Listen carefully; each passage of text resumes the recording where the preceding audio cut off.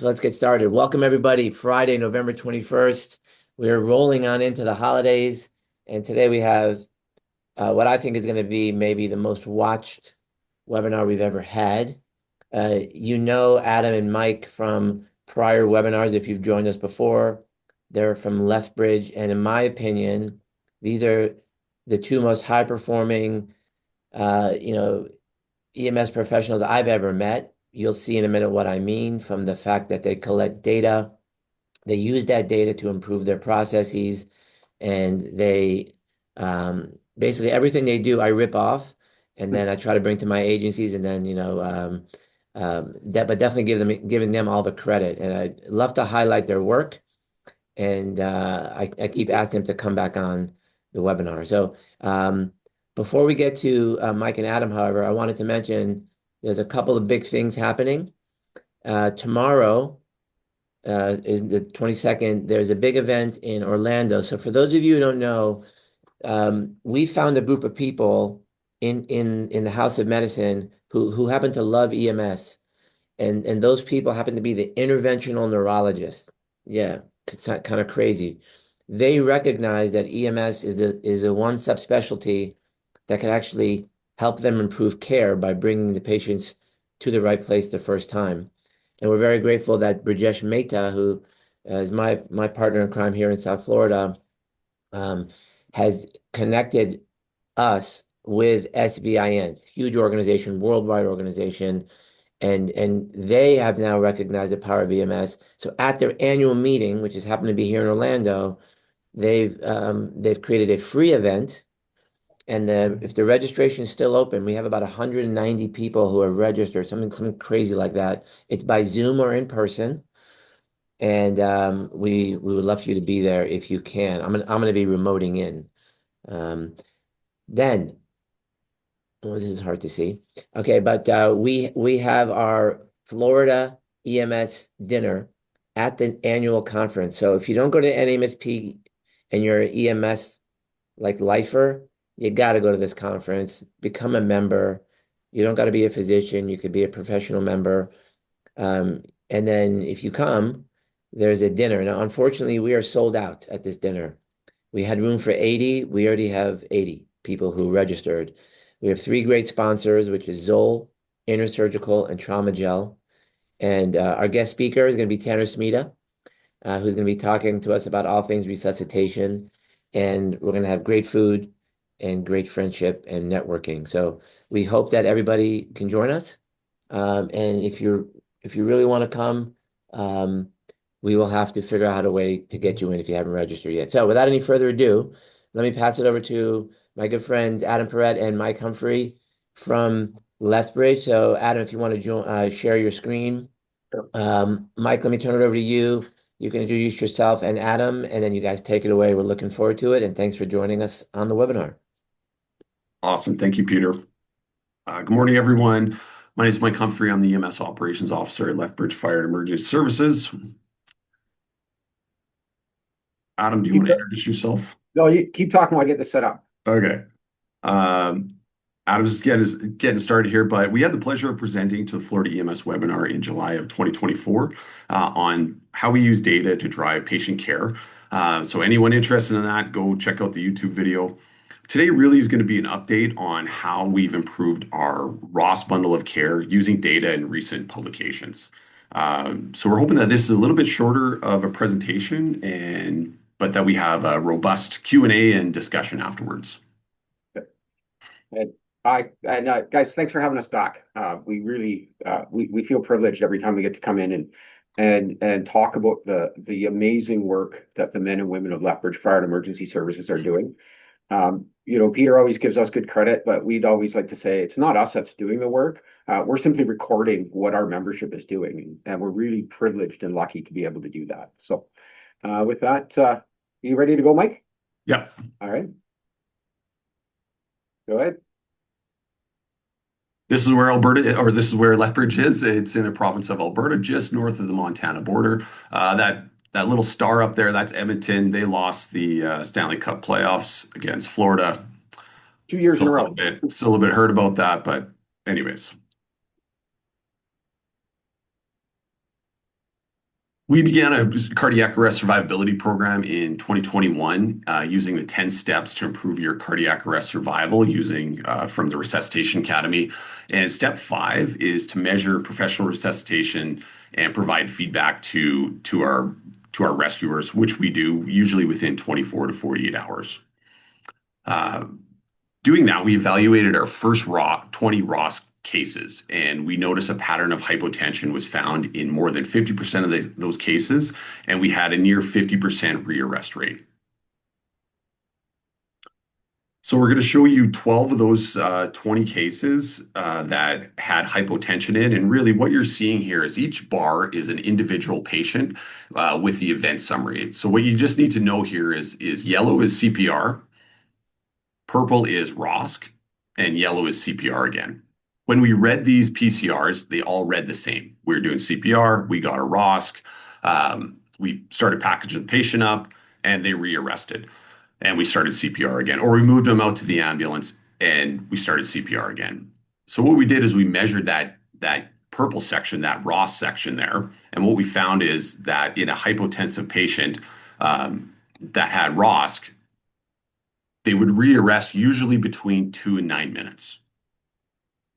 So we looked at what was our treatment guideline that we had in place. And this is a little bit confusing slide here, but basically you got a ROSC. Are they hypotensive? Yes. You're going to start normal saline, 500 ml bolus to a max of 2 liters.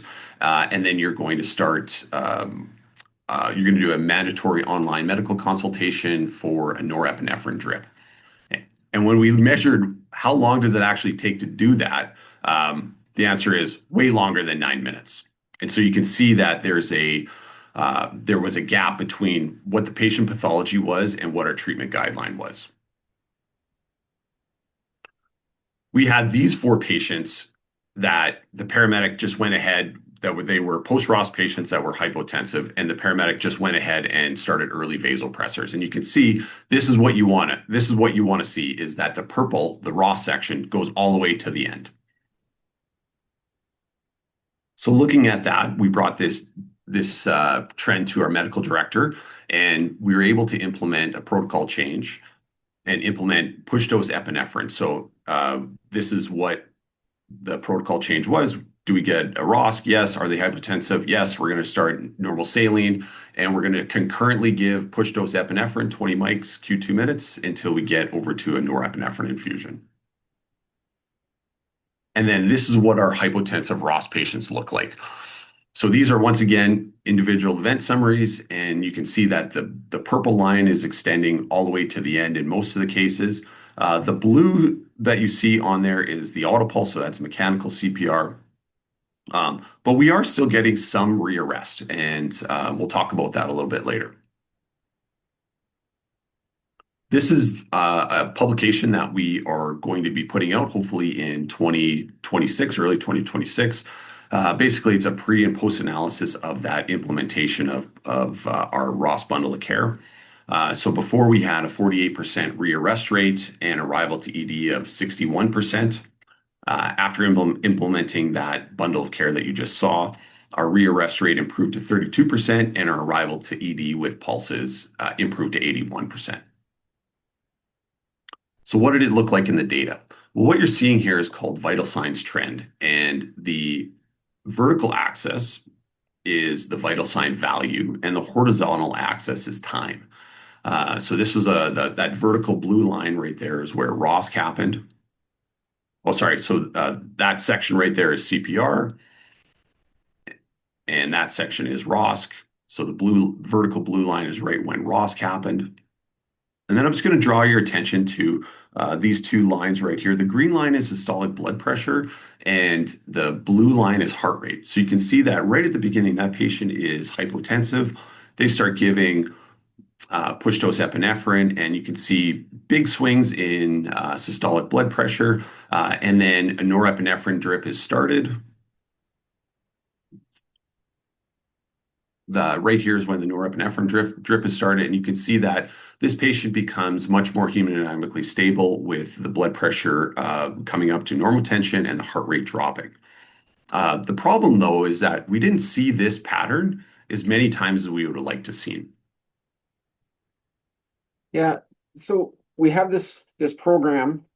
We know we're getting sustained ROSCs. We're getting the patients to hospital, but they're still coming in a lot of times as hypotensive. And so we started to look around and we looked at our data. What was it that we were missing? What was the rest of the industry doing at this point in time?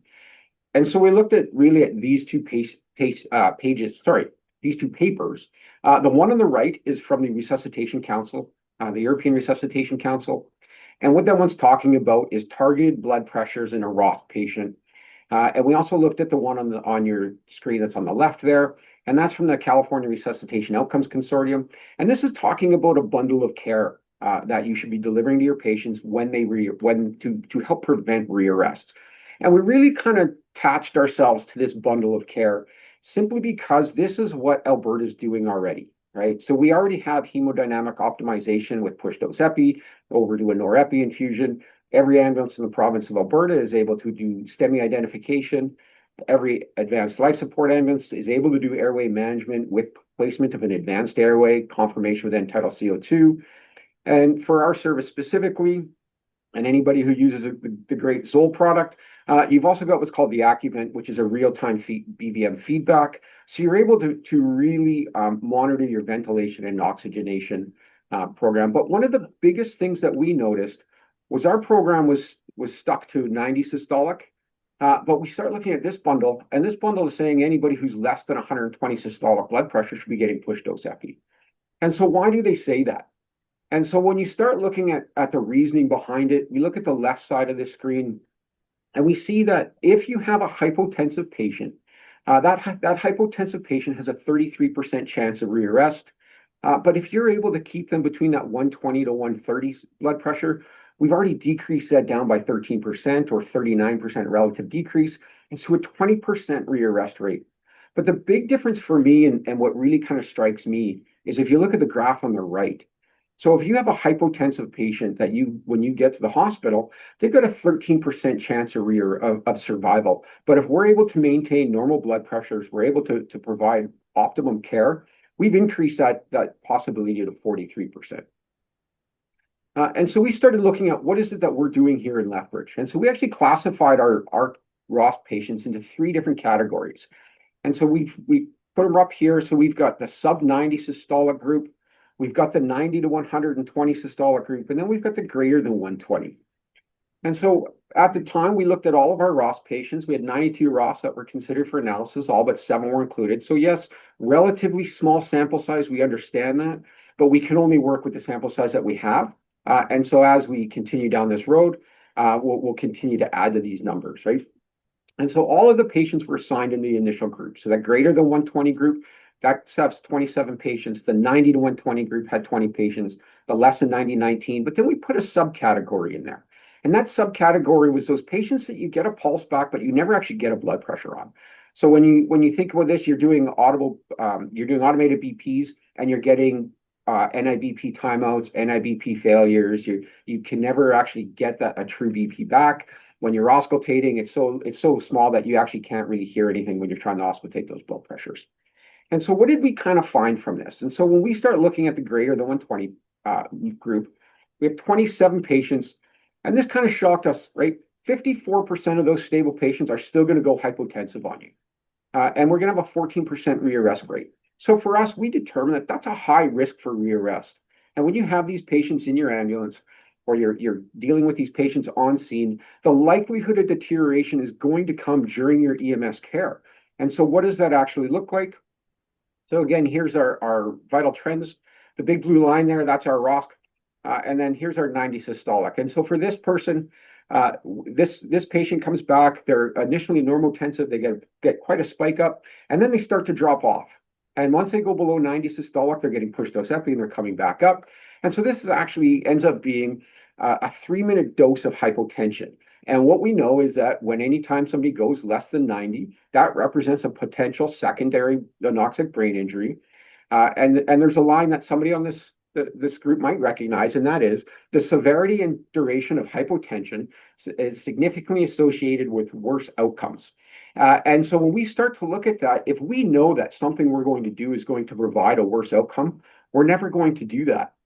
So let's look at these other groups, right? So this 90 to 120 group, 20 patients. Again, 90% of those patients, although initially stable, are going to go unstable and hypotensive with a 20% rearrest rate. And if I told you that something you're going to do, one out of every 5 patients is going to end up going into rearrest, we would never do that. And so this rearrest is an extreme risk, and this is expected to happen within minutes. These would be those patients that you're loading up and taking out to the ambulance, right? By the time you get to the ambulance, you're going to have to start doing CPR on these folks again. And so here it is, what we look at again.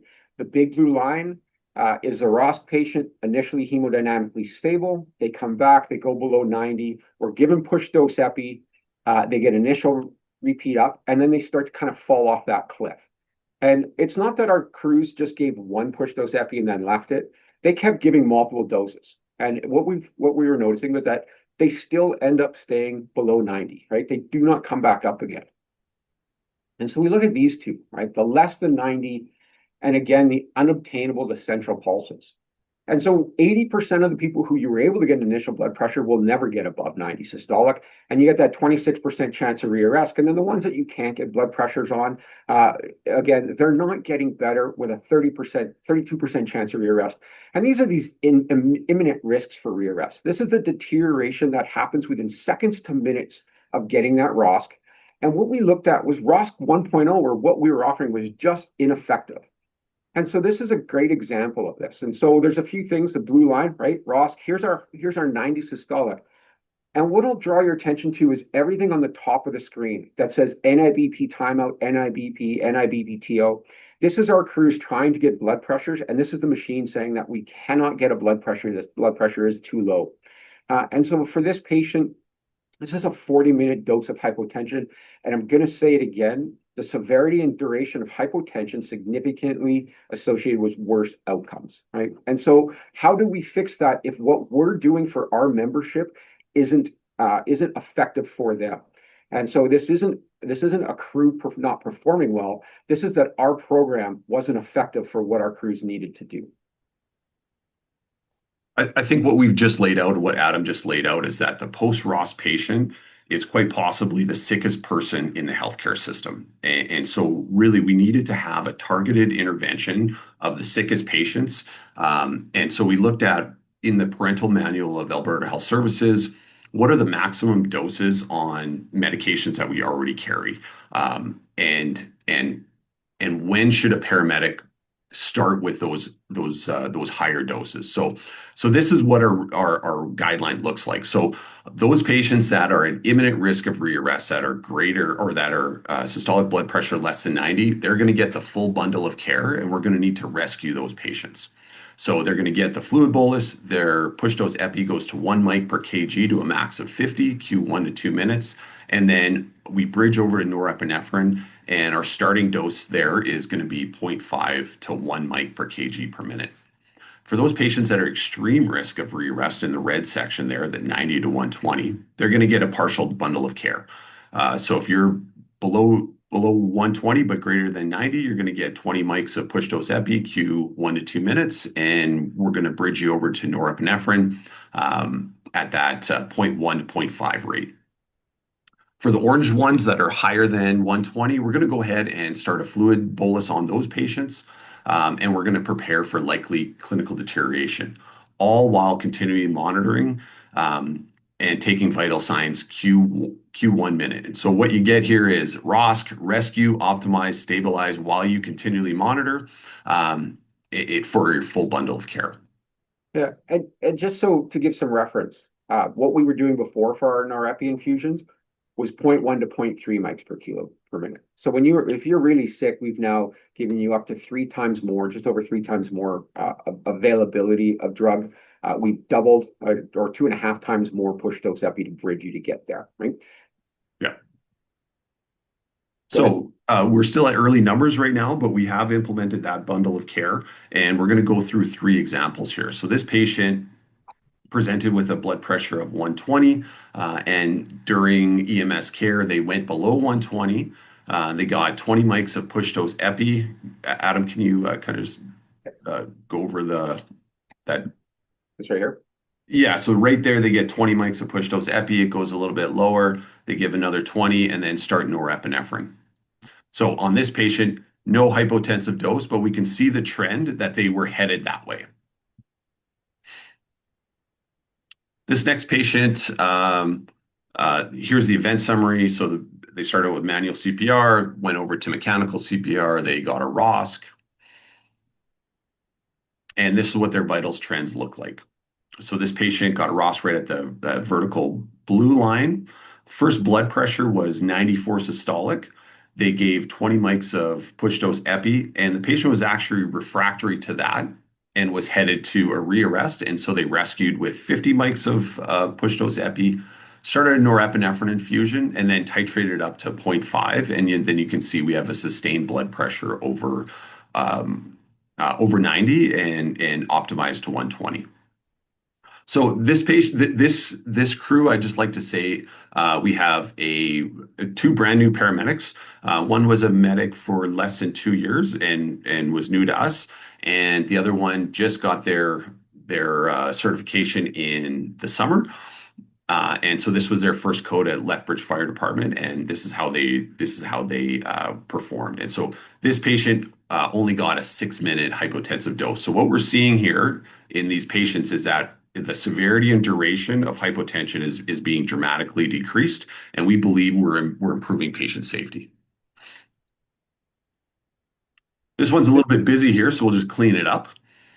So I'm just going to go to your attention. This patient presented with an NIBP timeout and required rescue. So they got 50 mics of push dose epi, or the 1 mic per kilo to a max of 50, and they got 4 or 5 push dose epis of 50, started a norepinephrine infusion at 0.7, and then you can see after that the patient is much more hemodynamically stable, and they actually titrated it up to just above 120. So what I think and this patient received a 10-minute hypotensive dose. So right now we're early numbers. We've got 8 patients that have been cared for with this bundle of care. What we're seeing is a decrease in the hypotension, and we're just seeing a dramatic improvement in patient safety. And we haven't had a rearrest. And I'll caveat that we had one short VF rearrest that Adam's going to talk about here a little shortly, but it was 15 seconds. So far we're 8 for 8, and the bundle of care seems to be doing very good. But I think it's important to say that we're 8 for 8, so we're 100% success rate. This works on every single patient, so we should just actually stop looking, right? That's kind of how research works, is we've hit our goal and now we're good. No, obviously we're going to continue down the road, and we're going to continue to ensure that what we're doing. So we did talk about that we were lucky enough to come on and honored enough to come on in July 2024 and talk about clinical handover. And so we just want to touch back on this and give a little bit of update on how this looks and show a couple other cases that have since happened that we are firm believers would have been unsuccessful resuscitations had we not had our clinical handover. And so we'll do a really quick recap of what that looks like. And so we had some patients that ended up going into rearrest and dying during our clinical handover. So we worked with our local hospital. We created a roles and responsibilities team where these roles are predetermined as to what it is we're going to be doing. You can see on the screen here that this is kind of what it looks like when we're arriving. Once we get in there, there's a few things that we're going to do. And basically, the really important thing to remember here is that no one is touching that patient other than EMS providers. As long as they are on our bed, they are staying under our program. They are being utilized by our crew before we start moving them over to hospitals. Because I think most of us have been part of a team where as soon as you walk in the door, people start taking equipment off. And then as soon as that happens, people get task orientated. They don't quite understand the pathology of what's happening there. And all of a sudden, people start not hearing you, and we miss treatment, and we take patients off, or we discontinue drug treatments that were working in a full intention of restarting those with hospital staff, and they just end up being missed. And so when we look at this one here, this is the rearrest one, or not the rearrest one, but this is a new ROSC patient. You can see that they're getting push dose epi all the way along. They tried to get over to a norepi infusion, but unfortunately they just weren't able to. There were some problems with the pumps, and that is a downside to working in EMS, right? Is that that we get things like air in the lines and things. And once that starts to happen, it's difficult in a moving ambulance to fix. But so our crews stayed with their push dose epi. And what we'll look at is I want to look at that right there. And so what that is a VFib. And so previously to how this would have worked is we likely would have walked into our hospital. We would have moved them over to the bed. We would have ripped them off of our monitor, and they would have just started to move them over to their own equipment. And we know from some papers that are recently published that when you start looking at recognition of VFib, VTAC, or recognition of rearrests, that the median time of crews to recognize a rearrest with a VFib is 62 seconds, and 20% of those VF patients never actually get recognized that they converted into VF. And so when you have this systematic approach, when you make sure that EMS is making the last check before moving a patient off their bed, you get this. And so this was a rearrest of VFib, or sorry, a VFib that was recognized, charged, and treated in under 15 seconds. And that includes the amount of time it takes for the machine itself to charge up. And so they get shocked right from that, right back into a pulse rhythm. And we have a positive outcome at this point in time. The other thing that we've recognized is that successful handovers, and when you start with ROSC patients, the reason we do that is because of all the KPIs that we do, these performance indicators that ROSC patients are incredibly sick. And so we get very good at dealing with incredibly sick patients. This individual here was not a cardiac arrest. This is a 77-year-old hypotensive septic patient. And so this patient is completely obtunded, not speaking to anyone on scene. Our crews recognize that this needs a rescuing type mentality. They give them a fluid bolus. They start a norepi infusion. They bump that up. That matches what our current ROSC protocol is. And they're able to get this patient up. And by the time this patient arrives at the hospital, he's now speaking with the EMS providers. He's talking to the hospitals. They then again go through this very systematic approach to having our handover, right? So the exact same process or the exact same indications that we use for ROSC patients, they're now using for non-ROSC patients and for septic patients. And so here we have a patient arrive at our local hospital, and in the amount of time it takes to transfer somebody over, they're taking 6 blood pressures there to ensure that that treatment line continues and that we don't have a rearrest problem. So that's great, but this is the number that really impresses me. Since we've implemented this clinical handover of care, we are now at 629 consecutive days without a handover of care death. And that is absolutely amazing that we are coming up on almost 2 years of not having a rearrest. After when we implemented the program, or before we implemented this program, we had 4 or 5 rearrests in the first year and a half. So we've now fixed that problem, or so far, and with systematic approaching and the way we run these calls, it has just helped to increase patient safety all the way along. And so a few things where we tie up here and start a great conversation. We'd like to acknowledge our great corporate partnership with ZOLL Medical. The leadership department here at Lethbridge Fire and Emergency Services. Without the support of our management team, we would not be able to provide this sort of opportunity to share information or develop these programs. Alberta Health Services, EMS Science and Research Division. Without, I think Ian Blanchard might be on the line today. He's the primary investigator up here in Alberta, and without his guidance and his help, none of this would be able to be published, and we wouldn't be able to share this information again. And of course, the men and women at Lethbridge Fire and Emergency Services, Local 237. This is their work. They're the ones that are saving lives, and Mike and I are just are privileged enough to speak about them and to be able to share this data with you. Hey, we don't get paid by ZOLL, but if they want to donate to us, we're open to that. I did see Martin was online. Martin's online, and they need some Xenex operators in Canada to prove how well it is. I'm just saying. Listen. You know what? This whole thing about having no conflicts. I say no conflict, no interest. That's what I say. But in all seriousness, thank you both so much. This was an incredible presentation, and I'm going to be teeing it up to Tanner here very shortly because this is his sweet spot. What I would like to say is that you've helped us really rethink how we operate and how we perform, where it's almost like the moment where people put the tube through the vocal cords and the whole room is like, ah, and everyone's like, high-fiving, but like that's when everything starts. You're really focusing us on the fact that everything needs to restart at ROSC, and then the values, and again, I'm going to get to Tanner on this, of what is the correct blood pressure, and I think that you guys have dialed that in, and I think everyone on the call, including my own agencies, we need to readjust that number if you haven't done that yet in your protocols. You've readjusted the dose of push dose epi to much higher than most of us use. You've readjusted the dose of the Nor-Epi infusion that most people start off with, especially for their rescue population. So a lot to look at. The fact that you brought data to the table, again, early data, and there's some people asking some good questions in the chat. But kudos to what you've done. I want to hand it over to my partner in crime, Tanner Smeda. So Tanner, give us your thoughts and comments on this great presentation.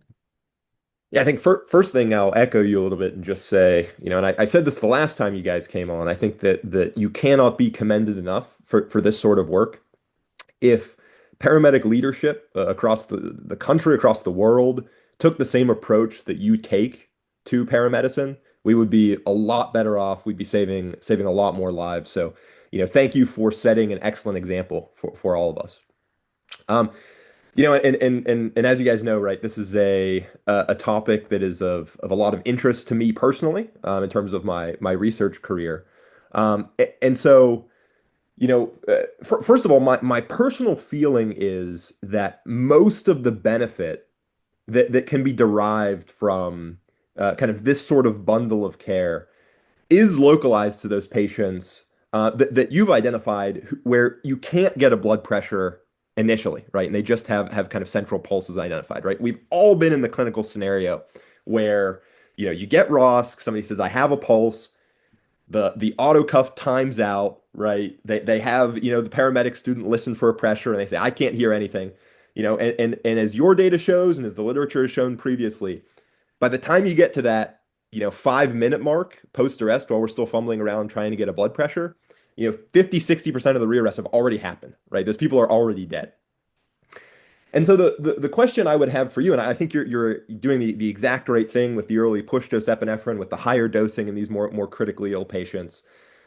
My opinion is that the optimal solution would be, as soon as you get a central pulse, immediately turn on a vasopressor infusion at some dose until you can get a blood pressure to determine where the patient is hemodynamically, right? Because I think in that first 2-3 minutes where we don't know where the patient is, that's where a lot of patients fall off the cliff and we can't get them back. Yeah.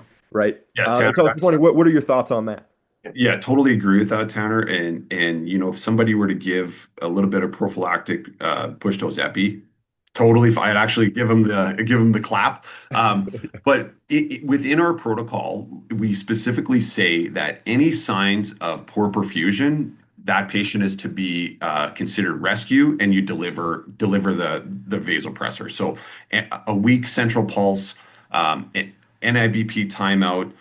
Symptomatic bradycardia is supposed to be you try push dose epi before you go to pacing. So really, we have a very low hanging bar here for when our members are expected to give pressors. So you know what, I like your approach too, where it's like, hey, just give them 20. As soon as you feel a pulse, give them 20 and start cycling blood pressures. I think that's a good idea. But yeah, earlier vasopressors, because really, Tanner, we just gave him 1,000 mics like 5 minutes ago. Right. Let's give him 20 or 50. I think that's a reasonable way to go. I don't want to. Oh, sorry, Dr. Humphrey. No, Tanner. Just before you go to your next question, there are agencies across this country who do exactly what you say, and I don't know if the folks from Lee County are here, but last time I visited them years ago, they actually have a prepackaged, packet with, it's got the normal saline, it's got the epi vials in it, so that you can mix it. And the expectation is that every patient gets the drip started, and then it gets titrated as needed.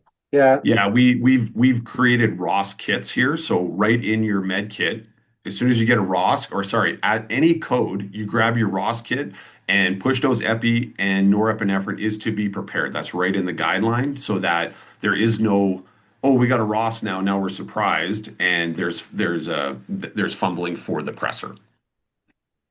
Yeah, that was actually brought forward by our membership. They said that we were every time they get a ROSC patient, now they're fumbling for the equipment. They had to go into another kit to access. So they actually made the ROSC kit and brought it to us and said, "This is what we need." And we said, "Okay, that's what you want. We're going to provide you with that." Right. I always tell our membership when we do any sort of training program, I'm going to give you the textbook way to do this. I'm going to tell you how we want to do it. I'm going to give you the data behind it and engage you to use these tools, and then they're going to go out in the street and they're going to figure out how to make it work for them. And then they come back to me and we change the program to match what it is that they need on the street. And that was one thing that they recognized early on, was that we need to have a kit because we're getting so many more ROSC than we did before. And they're getting so good at ROSC care that any delay makes them feel like they're not providing the optimal care. So let's change our process so that the program matches what our membership needs and wants. And you're getting some agreement in the chat. But Tanner, go ahead. I interrupted you. And then we're going to get Judah, we'll get to you shortly. Go ahead, Tanner. Yeah, so I'll just say, you know, and as I'm finishing up my PhD and going out into the world as a clinical investigator now in the future, we're interested in pursuing some funding for a randomized trial here at our institution that essentially looks at that question, right? Does empiric infusion of a vasopressor prior to acquisition of any blood pressures following return of spontaneous circulation, does that actually improve outcomes as an addition to standard care? And so as we've been kind of putting together the protocol to get ready to pursue funding over the next year or two, a couple questions have come up that I think are kind of salient to this conversation and some critics might want addressed. The first of which is the agent that you choose, right? Epinephrine versus norepinephrine. There's some data out there. Some people are heavily critical of epinephrine and are saying, well, you know, you have the increased beta stimulation. Maybe you're going to actually trigger arrhythmias. Maybe these people have very sick hearts and the increased afterload is going to increase oxygen demand and cause problems. And I'll say that the best available pre-hospital data, and I'll say, you know, with a little bit of bias because it was published by our group, found no difference in rearrest rates, whether you used epi or norepi as the first post-ROSC vasopressor. And we actually found lower rearrest if you got epi in the subgroups of patients with non-shockable initial rhythms, and actually among women as well, which could be something due to the etiology within these groups. So maybe patients that have you know, an actual coronary occlusion and a ventricular arrhythmia that causes their cardiac arrest, maybe they are more kind of susceptible or don't derive as much benefit from that extra beta stimulation that epinephrine provides. Whereas those kind of you know, non-cardiac etiologies, they might benefit from the extra kind of squeeze, the inotropy that epinephrine provides. So that would be my first thing. If anyone's saying, why are you using epinephrine instead of maybe push dose norepi? I'd say that the evidence does not necessarily suggest that epinephrine is poison in the post-resuscitation setting, and it's an acceptable alternative. Another thing is people seem to be worried about hypertension. You know, especially when you're kind of doing this for patients where we don't actually know what their blood pressure is, and we think there's hemodynamic compromise and we can't get a blood pressure. It's like, well, what if we send their pressure to 180? Right? It's like, well, you know, a lot of the observational data out there suggests that, you know, the hypertensive patients actually do better than normotensive patients, right? And there's a number of mechanisms by which this may actually be causative. So Peter Safar, right, the father of CPR, he did a bunch of animal experiments in dogs that had induced VF cardiac arrest and found that if you artificially induce hypertension post-ROSC for a couple hours, that actually improves neurologic outcomes in their dog model. And I think that this could be because, you know, artificially induced hypertension might increase cerebral perfusion pressure, especially in kind of small capillary beds. You know, you get kind of an inflammatory cascade following ischemia reperfusion. So you get a bunch of little sticky clumps of immune cells and red blood cells. And so increasing the perfusion pressure might kind of flush those out of vascular beds. You get swelling in the brain, right? Edema, which also increases perfusion pressure. And so I would also say that, you know, if we do iatrogenically induce hypertension in some of these patients, it might not actually be a bad thing. It might actually be a good thing. Right. So you know, that's what I would provide to kind of critics of this sort of bundle of care. I wonder if you have any comments on that, or if you faced any pushback related to those two things in your province. Yeah, Tanner, we looked specifically at any kind of negative outcomes or clinically adverse events with push dose epi, and really there was very few. A few times we had some transient hypertension, and then we did have one tachyarrhythmia, but really we couldn't tie it to push dose epi or not. I think the conversation is you need to have a push dose pressor because it's feasible. Obviously, a steady infusion is more functional, but in the EMS environments, sometimes it fails, right? And so having that push pressor is a good idea. And I don't really care what it is, but I think push dose epi is a good tool, and norepinephrine is a good tool as well. Yeah, and I think we really concentrate initially. Most EMS services concentrate on push dose epi because medics are really comfortable with epi. So we know we're comfortable with the signs and symptoms of it. We know when to use it. We know how it works, and because we use it quite frequently, it took our membership probably 16 to 18 months to get as comfortable with norepi as they were with push dose right off the bat. And so for us, if we were to make the switch now, it actually wouldn't probably make that big of a difference. Our members are so good at getting right to the norepi quickly, as long as the equipment works. Like Mike said, sometimes when we're in these environments where we're trying to move people around and bounce people downstairs and get them out of buildings, IV drips, especially on pumps, don't always work. Right? We get air in the lines, and we have other complications that happen with it. So push dose is a really good way to bridge that. The other option is maybe starting with push dose norepi, right? There is an option out there for that. And so I think that's now kind of something that we need to start looking at. Yeah. Yeah, amazing. So there's a lot of people want to get to. And by the way, please, if you're going to speak, go ahead and show us your camera. I've allowed that now, and you can unmute yourself. Let's go to Dr. Judah Cranbrook. So Judah, you're another up-and-comer in this profession. Are you still here? I'm not sure if you left or not. Yeah, I'm still on. Hey, welcome. Go ahead and take it away. And remind us, are you in residency or are you post-residency? I am actually just coming into my last year of medical school. Oh, So see that? I'm Okay, about nice. where Tanner is, but I appreciate it. All right, go ahead. Another young gun. we Go ahead. we try to stay beyond our years. We'll see how long that stays.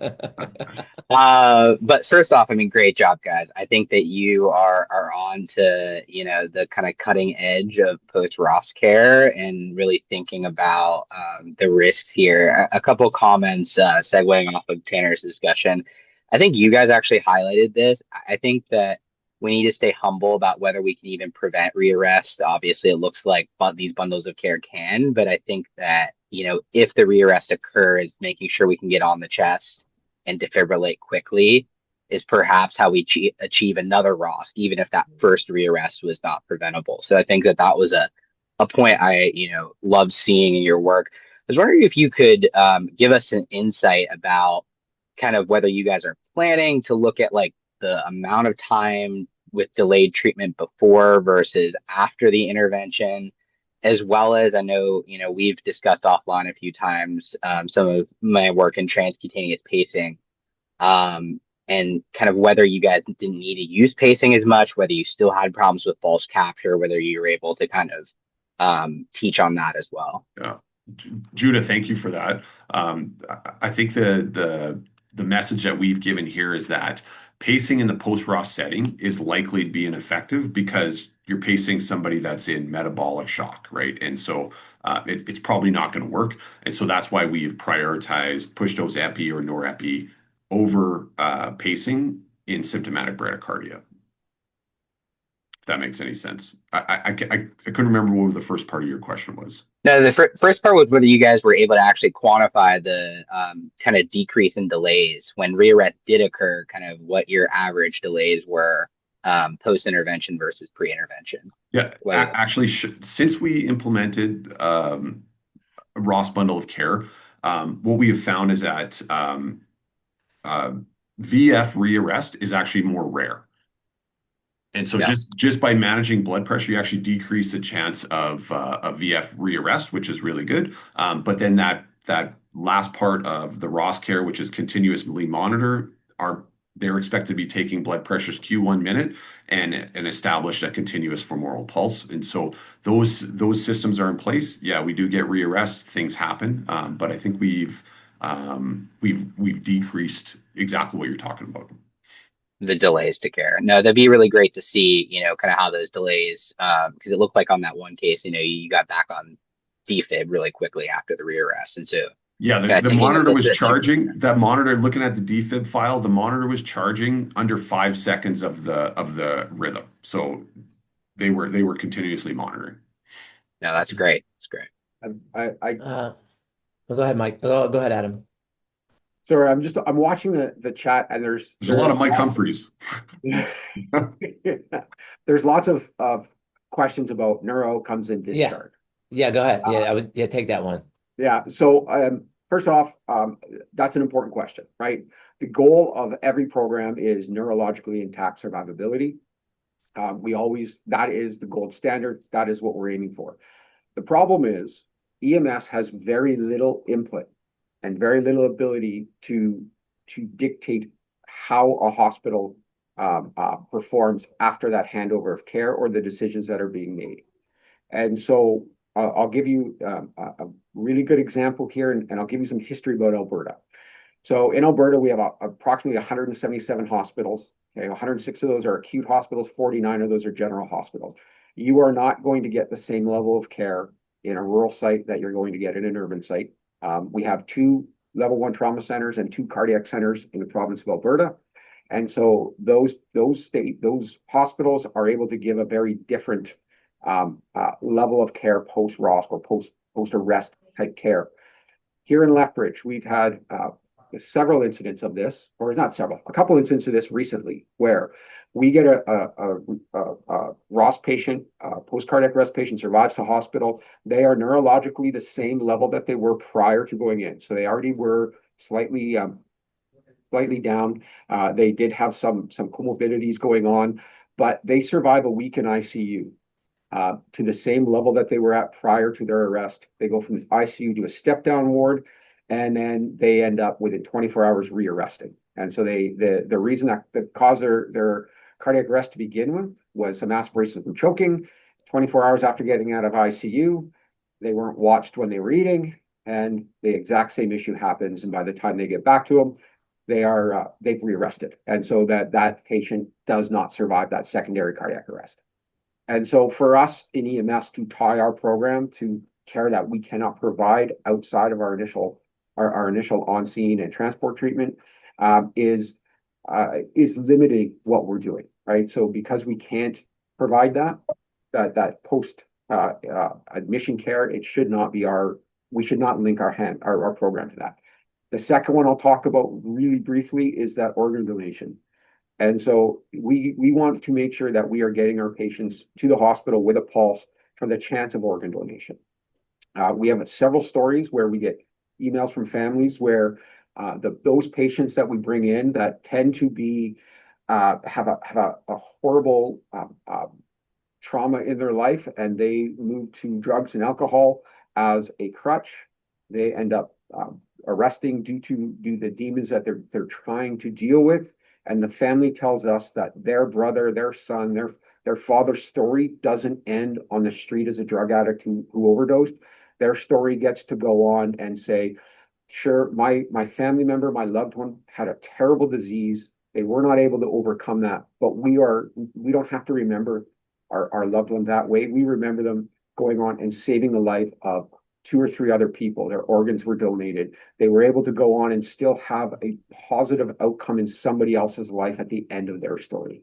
And so their story doesn't end on the street. Their story ends on by donating organs and being successful in helping someone else live a more normal life. So I have a couple comments, and then Ian Blanchard, if you're there, I want to get you in next, and then I'll get our doc up in a second. But yeah, for sure. The concept of resuscitation centers of excellence is something we've done in Florida because of exactly what you've mentioned, Adam, where the hospitals were taking our patients and the patients would not leave the hospital even though they probably should have. So the state of Florida, big kudos to the state and all the EMS drivers that Dr. Batista just logged off, but he was integral in that, and Dr. Ken Chepke as well. But Dr. Blanchard, Ian, welcome. Love to hear your comments and thoughts on all this great work. Yeah, for sure. Thanks. Thanks, Peter. It's great to be here. I was supposed to be skiing today, so this is great that the conditions just didn't work out. So I was really happy to catch this, and really appreciate you inviting us to talk through Mike and Adam. We're just sort of water skiing off the back of their speedboat here. So we're the science and research team. Ryan's here too, and we got I think a few other hidden as Mike Humphreys here on the line. But yeah, really happy to be here and to really support the work that Mike and Adam are doing. I think that when we look at our province, we've really focused on high quality CPR. That's been our starting point. When we looked at our resuscitation program, which was really languishing back in 2018. So we focused there first. Then the next piece, the logical piece, was the post-ROSC care. And we're really excited to eventually roll 𝐸SC 2.0, I think, out for the whole province, which is 6,000 or so paramedics. So it's quite a big task. But obviously, we want to do some publications first. So we've got the initial 𝐸SC 1.0 publication in progress right now. We've seen some pretty good results on that. And then the next one is really to extend that into the 𝐸SC 2.0 publication. And we'll get back to the group on the bottom line numbers.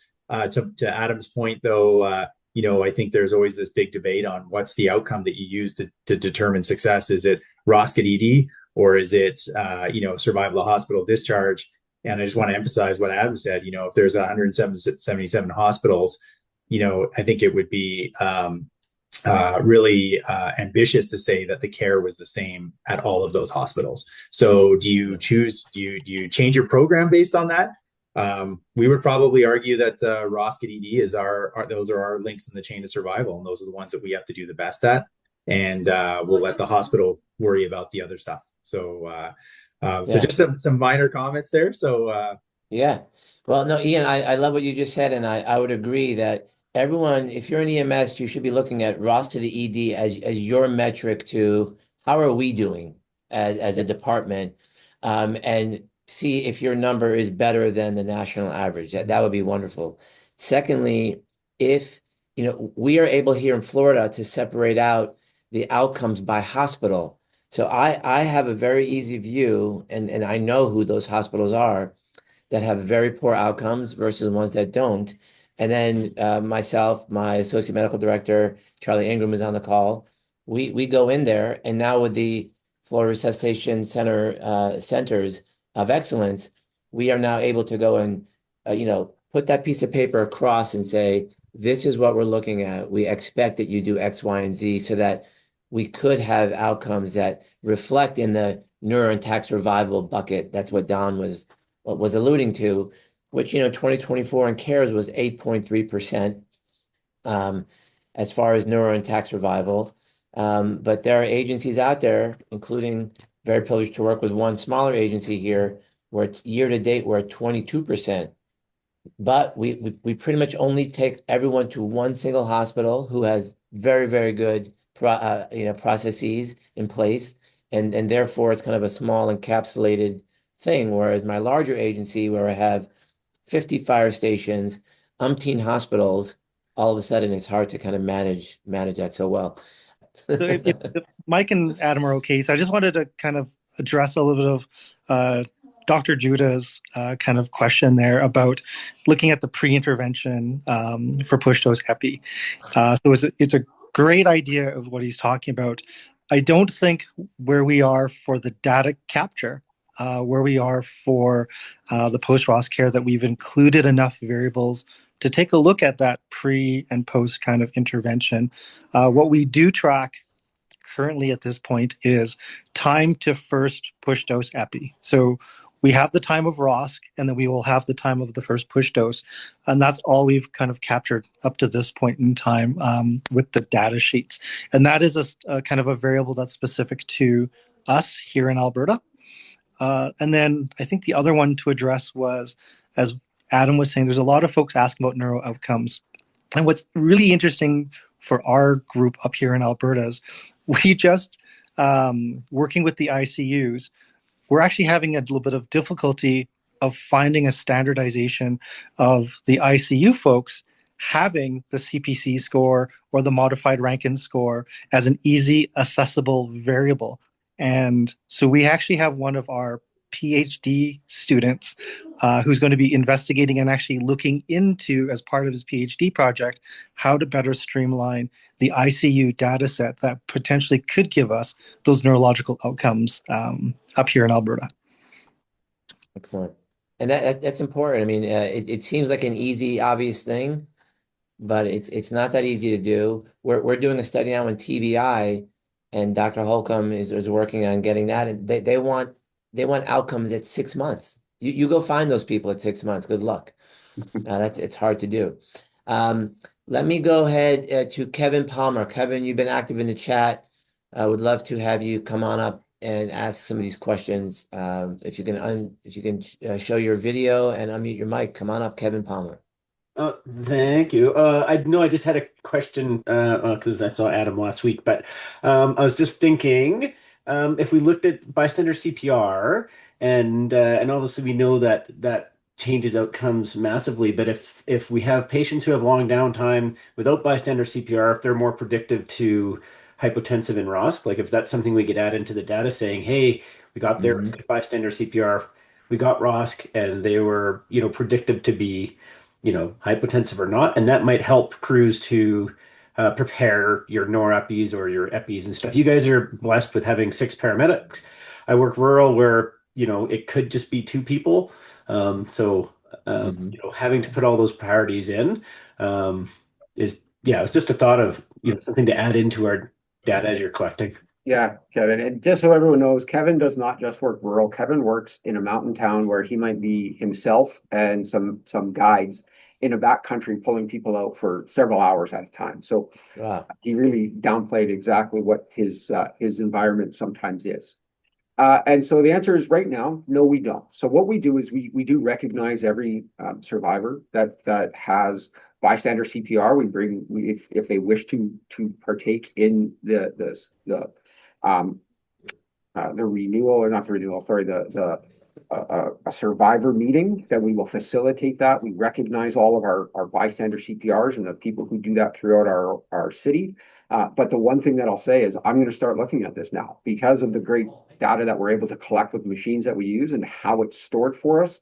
I think this is actually going to be something that's fairly easy to look at. And so we can start to kind of look at that post-ROSC blood pressure, and does bystander CPR make a difference or not? Will it actually be more of a predictive measure to post-ROSC hypotension? So I think that's one of the things that we're going to start doing now. I think that's a great question.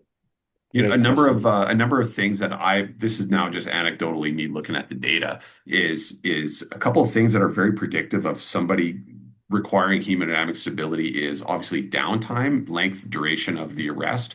And then what we've noticed is that if we have extreme end tidal values, those patients are all going to need aggressive hemodynamic support. So you get a patient with a end tidal of 90, that patient's going to be heading to the basement in minutes. Interesting. Great discussion. Brian Soriano from Chesapeake Fire in the Tidewater EMS region. Brian, great to see you. Come on in, my friend. Hello, how you doing? Chesapeake Fire Department here. Hey, Peter, how you doing? I remember you teaching us probably about 8 years ago when we started doing the drips. So Chesapeake currently does basically just a total of 3 milligrams of epi. Normally we give 1 push of epi for asystole PEA, but then we mix 2 milligrams of epi into a 1,000 cc bag. So that gets you to around 2 mics for that solution. And I remember you made a comment about it a long time ago, Doc, about that. Right now, we when we get ROSC, we actually turn off that epi bag. So we had that 2 milligrams of epi in a 1,000 cc bag. And Tanner just said that, it's beneficial to actually just continue that flow. Do you think it's something that we can actually consider in Chesapeake? I mean, and how would I kind of even present that to my chief medical officer? Yeah, that's a great question. 2 mics per ml is a very light. It's epi light, right? So you're not talking about a big solution, and the question is you ought to be, and I would agree with having a pressor on board that's titratable, and obviously something at 2 mics per ml is very easily titratable, right? So Whereas if you had something that was 32 mics per ml, it would be much harder to do. But I would be on this, like, what the way that I tell it to people is find me a cardiac arrest patient who's not on pressors at the hospital, right? Unless they just dropped, it was witnessed, they got one shock and they're awake and fine, right? Which is not that common. Almost all of these folks are on one, two, or three pressors in the hospital. So I'm a big fan of giving them some pressor support the entire way along that's titratable, right? Which is what these guys are doing, right? They're starting norepi either very juicy or less juicy, right? And then Mike and Adam, you guys are titrating it based on BP or MAP or that type of thing, right? Yeah, and I guess, hey, it's super important to have an accurate infusion, but what's more important is you're titrating it to a blood pressure. If it's too Right. low, you turn it up. If it's too high, you turn it down. And Okay, so I want to comment on that real quick because and Kerry Batista before he left said 80 MAP. You guys are saying 120 systolic. Currently, the AHA says 65. 65. So the Yeah. problem with Wait, 65 is yeah, that big problem, 65 is often associated with 90 systolic. That's all right. And so That's right. if we already know that 90 systolic is not ideal, not acceptable, and increases your chance of rearrest and decreases your chance to 13% survivability, why are we anchoring our numbers to something that doesn't work? Now, Correct. we're lucky. Peter and I have had lots of talks about I fall under heart and stroke and `𝐸𝐶, where you guys are American Heart Association and 𝐸𝐶. And so the I know we're American not. Heart We're Association. Florida. We don't fall under Well, yeah, anyone. you're Florida. Yeah. But for the rest of your country, you're linked a little bit harder to the American Heart Association, which has a little bit different recommendations than what we get in Canada. So we have a little bit more freedom. Although that number always comes back up, right? That's 65 a map, 65 a map. But one of the big issues for that is if you are getting NIBP timeouts and you're now having to do manual, because most NIBPs, right, all of the stuff that we use that take these automated blood pressures will give you a map and they will map that out for you, pun intended, right? But if all of a sudden you can't get an NIBP and you're only doing manual blood pressures, what is now commuting what your map is? So now you've added in a process into your brain in a critical situation that we know humans don't work great in critical situations. Our brains don't function, right? That the type 2 thinking as opposed to type 1 thinking. And so now you're in a moment of stress and you're having to add an additional mathematical equation in there.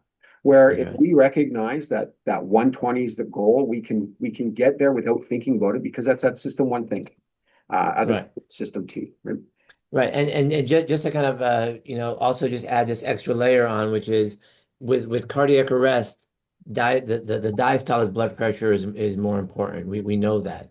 Whereas for TBI, maybe the systolic pressure is important so if you're in the ICU and you have an A line in, when they're doing CPR or they're adding pressors, they're doing it based on the diastolic blood pressure, which when you look at the PALS 2025 guidelines, they start talking about getting the diastolic blood pressure to the 50th percentile for patient age, meaning that they're not talking to us because we have no idea what that means. The diastolic blood pressure in 50th percentile, that happens when you have an A line in. To your point, that if you did have a map, the map is inclusive of both the systolic and the diastolic blood pressure, so there's benefit there. But I totally agree with you that in reality, we're getting it a systolic, and a 120 should kind of impute a diastolic pressure that's high enough to perfuse the coronaries, and really that's what we're looking to do.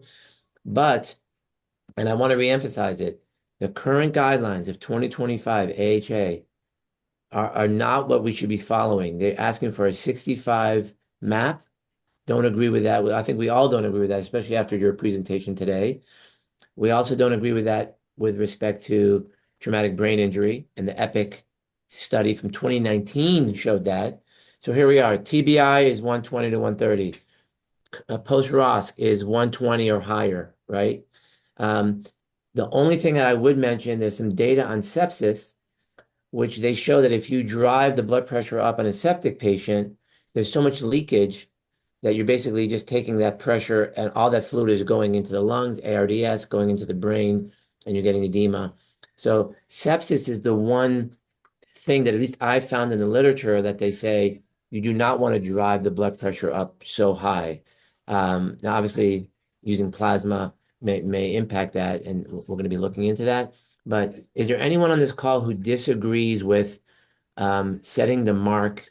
Let's just use systolic for now at 120. I don't know if Tanner left or not. Tanner, are you here, Tanner? Still, I can't see everybody on the screen yet. Yeah, I'm still here. Yeah. What are your thoughts? What does Tanner Smeeta say about systolic blood pressure? If you want to go to MAP, do that too. But set the standard right here today for us. Yeah, so I will say that almost all of the so a number of trials have been done looking at this in cardiac arrest patients who have already made it in to the ED and into the ICU. And nearly invariably, these studies have shown that you don't get better outcomes by going to higher MAPs, and the additional burden of vasopressors may cause harm in some of these trials by artificially pushing patients to higher MAPs. Now, again, right, it's very important to understand. These are the trials that the AHA used to make their recommendation, right? Large, tens of thousands of patients, RCTs. However, they were all cardiac arrest patients who already made it in to the ICU. They're already stable. They're on mechanical ventilation. They were randomized hours following their initial cardiac arrest, right? It is a very different situation in the first 10 minutes post-ROSC, right? And so, again, the AHA, that is written to be followed by people who are taking care of these patients in the hospital, not in the back of an ambulance or on the floor of a kitchen 5 minutes after ROSC, right? And so in order to make the AHA and these other guideline organizations recognize that it is a different scenario and that it is likely clinically inappropriate to kind of ride that line of a MAP of 65 on the kitchen floor, right? What we need, it's incumbent on our field. We need to produce high quality data that shows that that's inappropriate, right? Which is like what we're talking about here in this webinar and what we're planning to do in the future. So that's what I would say. Wait. So wait a minute. So if we produce high quality data like dual sequential and publish it in New England Journal in 2022, then they should accept that data, right? Is that what you're saying? I would say that based on what we've seen with double sequential, if we do at least 2 randomized controlled trials of randomizing patients to different blood pressure targets in the pre-hospital setting, and both of them point in the same direction, then they'll listen. Right. Okay. Right. So real quick there, Tanner. Yeah. I think, hey, is there going to be? Are we going to have is optimizing the physiology going to produce more outcomes? Hey, let's figure that out for sure. Yeah. But what we have found is that these patients do not just go from 120, and then they, when they dip below 90, it's like 88. No. It dip below 90 at like 60. So they go from 110 to 60. And so building that physiological reserve, I think has added a layer of patient safety, which there could be synergy with physiology and patient safety. Yeah, and I think the question is, right, like, so based on a lot of the data that's out there, we also have to say, when doing these trials, where is equipoise, right? Because we can't randomize patients to no pressors in the pre-hospital setting versus pressors. That's unethical. There we go. We can't do that. That's, and so, again, it's going to be, and research in the pre-hospital setting is very difficult to do, right? No one is denying that.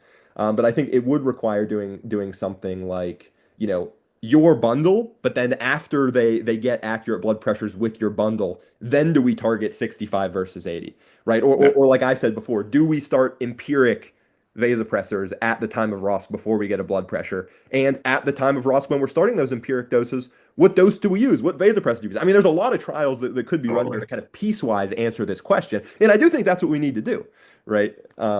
These are the questions we need to answer. Go ahead, Adam. Yeah. I think a big thing is that you can't just throw something up there and say that this is going to fix it. If you're not optimizing every other part of care, if you are not a high performance system CPR, if you don't have all the tools available for you, if you have a chest compression fracture of less than 60 and you happen to get a ROSC back, and then you just decide you're going to go strictly to 1 dose of push dose epi, and that's not going to work. You have to optimize your entire system in order for you to be able to now look at what do these benefits, what are these outcomes actually meaning? And so if you're a low-performing EMS service, then you can't actually compare to a high-performing EMS service because it's essentially two completely separate things, right? No, but Adam, I have to push back because I read a 47 patient observational study in ventilation in children where they doubled and tripled the ventilation rate, and they did change that. So I don't know where you're getting your information from, but I mean they're smart. I'm teasing. I know you are. I've been part of that webinar I watched. Yeah. All right, let's go to our resident skeptic, our CQI guru, our guy who's been doing this for 30 years, who's one of the best educators I've ever met, Lou Steinberg. Take it away, Chief. Only 30. So, yeah, actually next week is 54. Wow. But when you do get to outcomes, the simple outcome, regardless of ICU notes, is did they go home or not? They got discharged to another facility, maybe. If they got discharged home, we know that they were intact. But my question related to that, do you track etiology and presenting rhythm? So is there any effect like the cardiac etiology, shockable rhythm, excess pressure might lead to worse outcomes? Again, I know you don't have that end of it, but do you track at least etiology and rhythm? Yeah, we do track that. But I guess what we don't track is etiology or rhythm and post-ROSC hypotension. But I would just say that it's prevalent in all rhythms post-ROSC. Okay, but that's kind of what I meant. Do you correlate like what the rhythm was and ROSC and eventually outcome? Yeah, it's a good thought, Lou, for sure. For sure it is. Okay, thanks. Maybe I'll jump in there, Adam or Mike. Yes, we have that data, Lou. We just haven't gone that far down the pathway to analyze the data. So when you look at the individual cardiac arrest cases, whether it's Lethbridge, whether it's the province of Alberta, we have the initial rhythm when on EMS arrival, and you can extend it all the way out to care, to outcomes. We just haven't got that far yet with the analysis portion of it. Okay, maybe Tanner would want to do some side work. Yeah, right. Yeah, we'd love to work with you guys for sure, because one of the challenges we have if we're just using the Lethbridge data is a sample size issue in terms of controlling for a whole bunch of different variables. But one of the great things about our province is that we can use Lethbridge as Lethbridge is like pushes us forward basically, so we can look at the preliminary data there. And then that's usually enough for us to be confident to then, start to do it in other areas of the province. That increases our sample size, and then we're able to do a more robust analysis. So I think those are excellent comments, and we're definitely going to look at those in the future. I want to take a moment and just show everybody what we have ability to look at. And let me blow it up a little bit. I'm going to brag on my Palm Beach Gardens department here. Ken Shepke, myself, Rich Giroux, are all medical directors here. And again, most people in Florida in CARES don't get to see this view. I hope that CARES changes it. I have access to this view, but if you don't have access to your CARES view for the people in the United States, ask for the spreadsheet version. So let me take you through it. This is year to date. It's a smaller city, so we have 48 currently to date. State of Florida has 10,000, and the United States has 116,000. And when you start to scroll down, let's get to the meat and potatoes here. When you look at the initial rhythm, again, you can see here that we have significantly higher VF, and could that be due to very good telephone CPR from the dispatcher? It could be.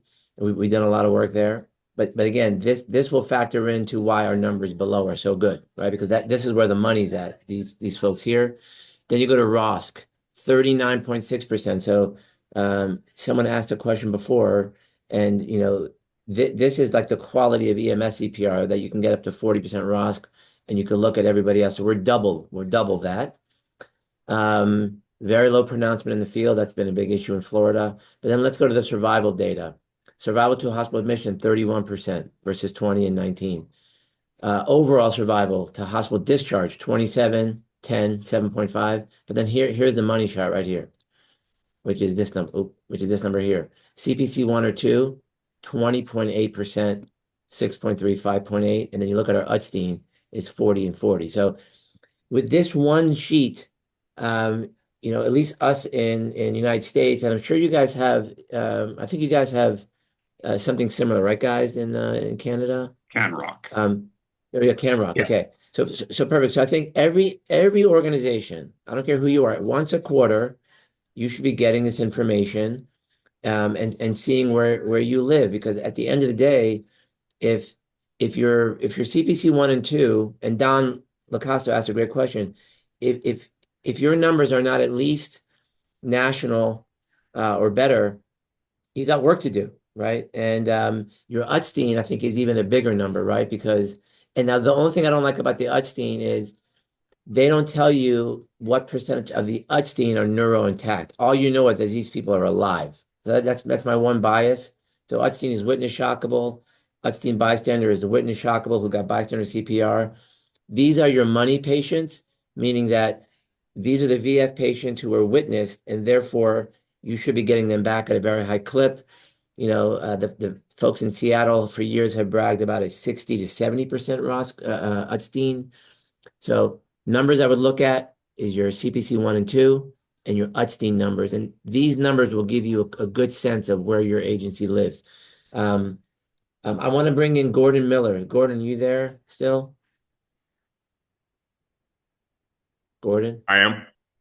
Okay. So Gordon is our resident high flyer, DeSoto Parish EMS. He does everything right. And you had made a comment in the chat, Gordon. We're wondering, at least I personally was wondering, what is your process with respect to what you've heard here today from Adam and Mike and Ian and Ryan? And do you do things differently or the same? Let's hear what you do. So it's pretty much the same. And I've said this for many years because we're in Louisiana.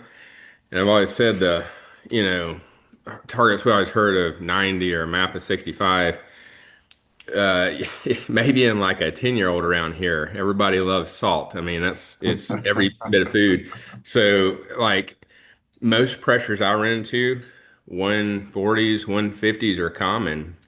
And that is one thing, if we do have a cardiac arrest, if, I'm going to be a, third or fourth or fifth provider, depending on how many units we have, right around Tahoe, I ask as much as I can about family history. Hey, do they have a log of their blood pressures? And that helps kind of guide me some as well sometimes. I know what to kind of shoot for, see what kind of medications they're on.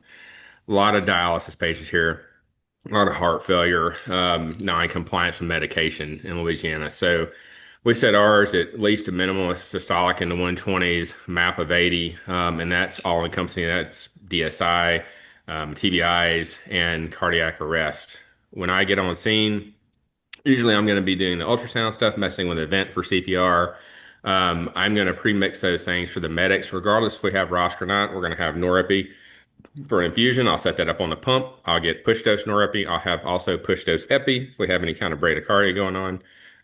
But I think it's all great. I'd love if everybody went to this. I think we'd see a lot more survivability, because we do have those rearrest patients, and how can we ever say oh yeah, their blood pressure's fine at 90 or a map of 65? I just don't think that's realistic, especially in an event like that when we know that there's probably some type of perfusion issue, some type of blockage, going on, and obviously a history of vascular disease. That we know that they most likely have. It's very rare that we make the athlete that's out there running, and they can even have high blood pressure. There's a guy on our SWAT team that I diagnosed with hypertension. He's on 3 antihypertensives right now, and that guy could run a marathon. So we never know, and I think it's a good medium to say, hey, 120s, map of 80. I think that's a great start to go with. Wow. Yeah, Okay. totally agree. Yeah. Well, I think the reason that we made such a big deal about this webinar, and we pushed it out to a lot of people, and this was definitely the most watched webinar we've ever had, is because I think this is maybe the most important topic that's been it's been overlooked. It hasn't been spoken about. It's been disregarded because the ICU doctors have made up their mind, like Tanner said, that hours and hours later, then for them, while after the patient's in ARDS and they're hours after their arrest, then maybe your pressure it shouldn't be as high, but in the immediate aftermath of a cardiac arrest, based on what we've heard today and based on the physiology, it seems like we really have to look at that. So I'm going to come back to you, Tanner, before I bring it back to our guest today. I know it sounds good that we need to do these studies and so forth, but if you were recommending to everybody on this call today, let's say that in 2026 they're going to have a protocol review, would you advise them to modify their blood pressure targets? And could you point to a data source so that they could say, this is what I'm using to modify my blood pressure targets post-ROSC? What do you say, Tanner? Yeah, so if it were up to me, and you'd said based on the limited observational pre-hospital data that exists out there, that's right. You have to pick a target. I do think 120 is reasonable. And again, I'm biased here. The figure that they showed, looking at the curves, looking at the lowest systolic blood pressure plotted against rearrest and survival, that came from my first ESO paper. So I'm biased in that respect. I think that's good data, right? That said, right, we don't know if there's causation here, right? It is undeniable that part of that relationship is likely the fact that people who have more robust cardiovascular responses to epinephrine, more robust cardiovascular responses following resuscitation, those people are likely just healthier overall. And that's going to boost survival in the patients who are normotensive or hypertensive post-ROSC, right? The person who has CHF and an ejection fraction of 10% post-ROSC, they're going to be hypotensive and they're going to die, right? or at least the preponderance of the time, right? And I agree with detractors who say there are real harms of vasopressor administration post-ROSC, right? You can increase the afterload, you can increase the oxygen demand on the heart, maybe you increase arrhythmia. Based on my read of the evidence so far, again, all of the observational pre-hospital data that exists and what we've seen today in this presentation suggests that, again, in that acute, in the first 5-10 minutes following return of spontaneous circulation, building that physiologic preserve, providing some inotropy, providing some vasopressor support. I do believe that is important. I do believe that prevents rearrest, right? Okay. And so my protocol would be, if it were me in cardiac arrest, I'd want you to be targeting a systolic of at least 120. Again, but that is my opinion. I will say that, right? I don't want to be too strong about this. That would be I'm my sending preference. that clip to the AHA because maybe they listen to you, not me. But I do believe that we have been targeting thresholds that are too low for a long time. Right. And again, this goes back to something that we've talked about ad nauseum, which is that pre-hospital medicine is very different than in-hospital medicine. And it's very important to start to evaluate the care of the patient that happens prior to arrival at the hospital versus afterwards and even hours afterwards. And we really have to start to look at those verticals differently instead of bundling. And Lou mentioned it earlier, like, are you looking at the type of arrest, right? That VF patient is very different than the asystolic unwitnessed guy who's been down for 10, 15, 20 minutes, or who may have sarcoidosis or it may be a toxin mediated or opioid. Like, it's important to understand what we're looking at. So, and I see that you just dropped the papers. Go ahead. Yeah. Yeah. And again, you asked for a data source, right? So I'll put some of the best observational data that exists here. So we've published some from ESO. There's also a group that used the French National Cardiac Arrest Registry. And again, really all of these publications point in the same direction, that you see maximal survival somewhere around 120 to 130 systolic in the pre-hospital setting.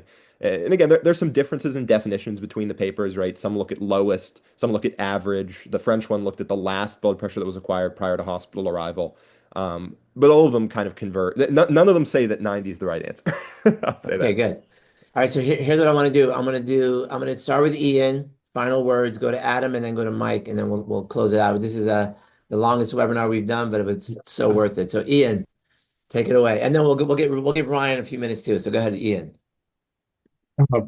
Perfect. I'm not ready for last words here, but I do want to just say, the publication is waiting on me for those that are waiting for evidence from Lethbridge, that's sitting on my desk right now. So I'm fully fully responsible for those delays, and Mike and Adam have been very patient. But we will try and get that out as quick as possible. Tanner, others, Peter, would love to collaborate with you guys further from a research perspective. I think, as Ryan has been putting in the chat, we have a very rich data set, and I think we're just really at the cusp of really interrogating that data set and being able to provide information to those that are on the line here. So thanks for the opportunity. I really appreciate being here. Yeah, you guys are doing great work. Let's go to Ryan. Any final words or comments or thoughts for our audience? Oh no, I was just I mean, I think the big thing is if you guys collect the right variables when you guys look at this, it goes a long way. I think the big thing for us in Alberta is when we started collecting the data is what informed a lot of the change that we started to do over the years. And it is so powerful that it highlights the gaps where you need to find knowledge or look into your interventions to do better care. But it also, I think, on the success side, it shows where you're successful and where you can. I think one of the comments somewhere along the lines is, well, how do you get an agency to buy in? And you have Lethbridge, and what I love about Lethbridge is not only is it top down from chief to the new rookie or the new hire, it's the city council has bought in too. So it's the whole community that has bought in for cardiac arrest care in Lethbridge. And I think it's the successes. If you don't highlight the successes and tell your people that they're doing amazing work and then support them on that amazing work, it makes it more challenging to get the buy-in, as one of the commenters was talking about. I think you ought to give a talk on leadership, because that was beautifully said. Let's go to, thank you so much, Ryan, for that. Let's go to Adam, and then we'll finish it with Mike. Adam, final thoughts for many people who have stuck around. You guys have done an amazing presentation. You guys are doing amazing work. And I think what Ryan said was important. The way that you use the data here and to visualize it, to make change, that's probably, for me, the most impressive thing. So Adam, go ahead. Yeah, I'll pick up a little bit on what Ryan said. He stole my thunder, because that's exactly what I was going to talk about. Was I think Christopher Blake asked about how do you get buy-in from our community. The truth is we showed the men and women of Lethbridge Fire and Emergency Services, high-performing crews, that they were the high-performing crew. We didn't use textbooks. We showed them, hey, here's why we stay on scene for 30 minutes, but now we're going to show you your data that proves why you were doing this. And as soon as we did that, as soon as we start using local data, local information, that buy-in then exponentially grows. Because I don't know if anyone knows this about firefighters, but we're a little bit competitive. And so even though our best friend might be at a different station, we're going to try and kick his butt or kick her butt to be way better than them, even if it's like 0.1% better, then we're way better when it gets around the kitchen table. And so that's really important, right? We had this friendly rivalry. The other thing is that we start to share our data, and we share our information, our story, just like we're doing today. And we share it anywhere that wants to hear it. We do not withhold data. We do not withhold our observations or our information. And so one of the ways that this has helped the province of Alberta is Mike and I gave a talk to some clinical educators that are all nurse clinical educators in the hospital system in Alberta. I was then lucky enough to go to Jasper last week, or 2 weeks ago now, I guess, and give a version of what you heard here today. And what ended up happening was we found out at that point in time that from the talk that we gave the clinical educators took our clinical handover of care and our push-dose epi, and they created provincial training protocols and provincial training documents for the province of Alberta to work with nursing staff and EMS staff at their local facility.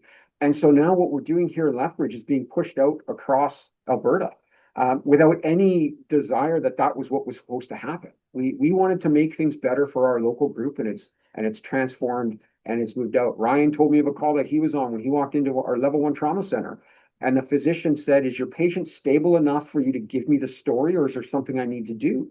And so they at the level 1 trauma center, they have started to recognize that this transition in clinical handover is so important.